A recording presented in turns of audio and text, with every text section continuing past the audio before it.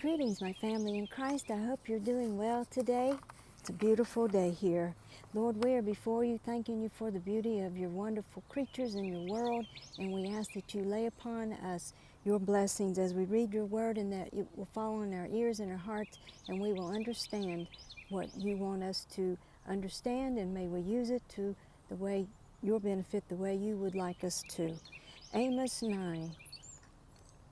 I saw the Lord standing beside the altar, and he said, strike the tops of the pillars, that the thresholds may shake.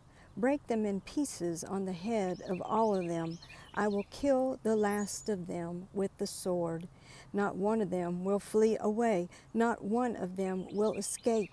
Though they dig into Sheol, there my hand will take them, and though they climb up to heaven, there I will bring them down.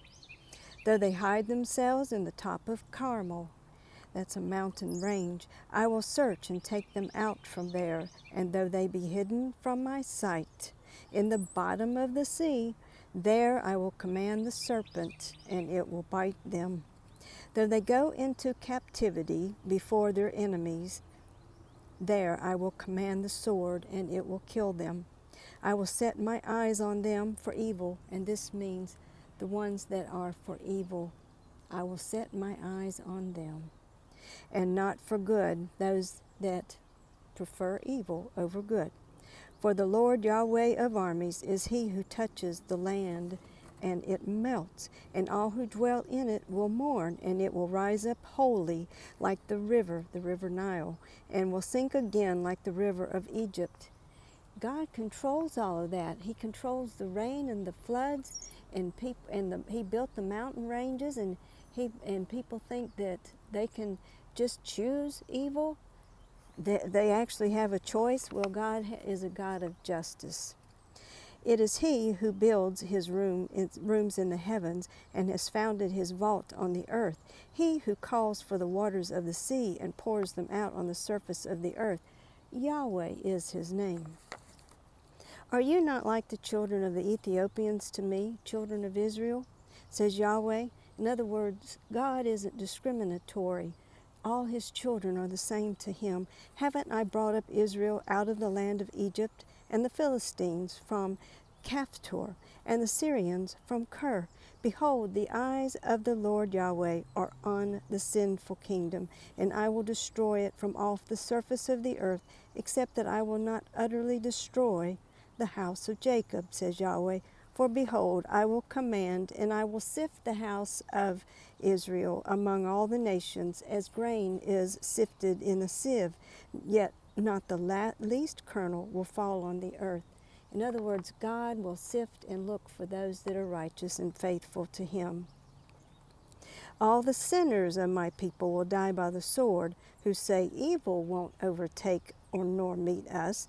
In that day I will raise up the tent of David who has fallen, and close up its breaches, and I will raise up its ruins, and I will build it as in the days of old, that they may possess the remnant of Edom, and all the nations who are called by my name, says Yahweh, who does this.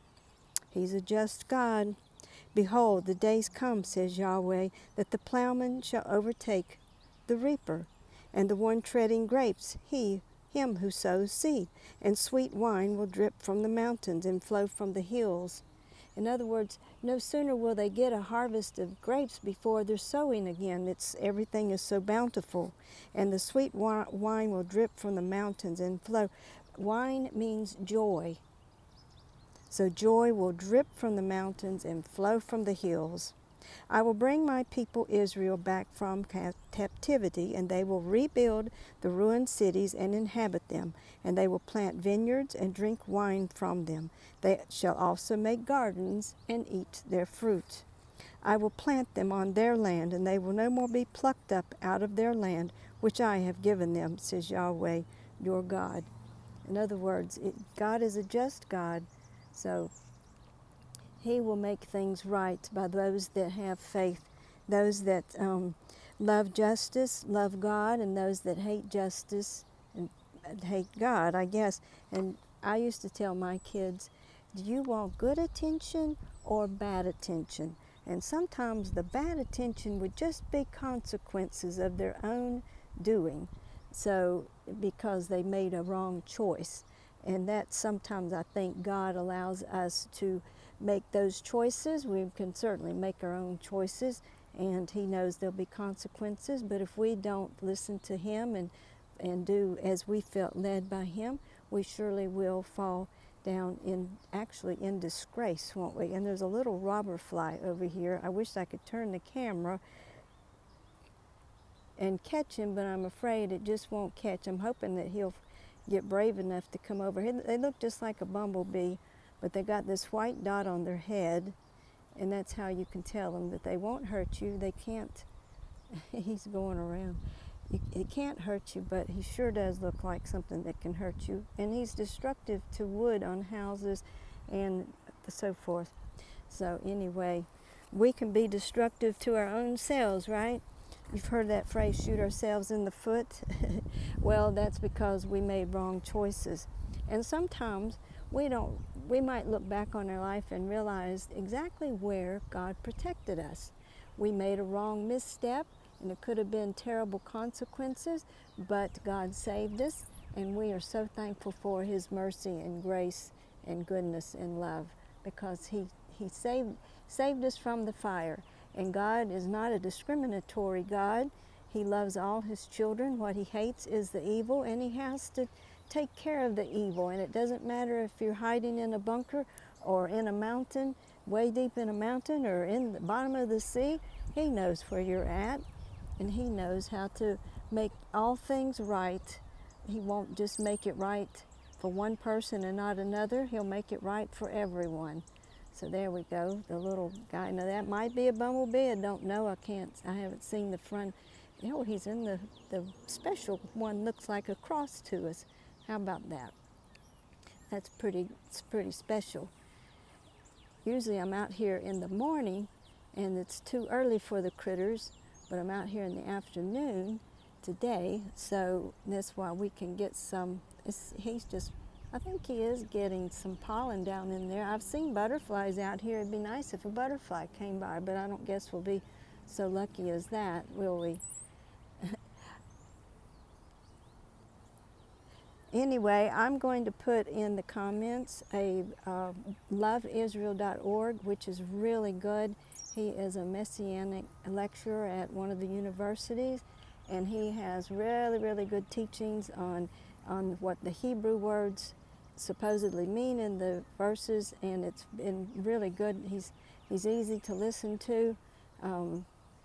He speaks in English and no accent, actually, that I can tell, really.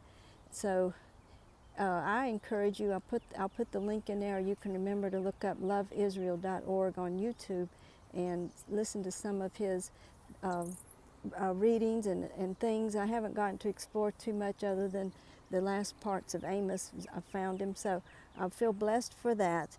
Well, I think we've explored Amos, and we know that God is a just God, and He does not like the loungers and the people that oppress the other people, the people in power that lie and do what they can to make themselves even richer, deceit and all that. God sees it. He doesn't want any of that to fly and get away with. So He is just God, and He will figure it out. We just have to hang on and do His work.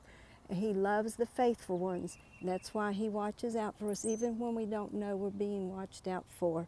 He certainly has compassion for His children that love Him. So walk in the paths of righteousness, do all the good you can in all the ways you can, in every day. Just be a good person following God and loving Him with all your heart. I love you all. Be a blessing to someone else. Amen.